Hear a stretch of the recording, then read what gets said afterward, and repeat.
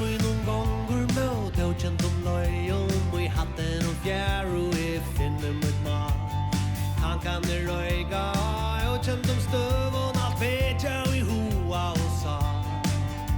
Om brattast och löjer och smälast och rökor och en äventyrfär. Nu bjöar av och fyllde vi fågel och regande skutt och lödan var si och ringa. Här uppe känner I platser här ord och jarvor med ver.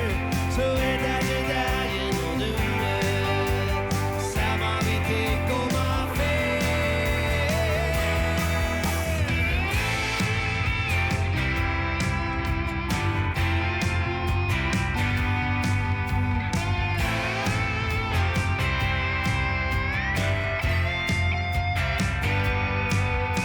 Now natten och sucha vi tjudblåa havet har en endales hut sender tankar av då.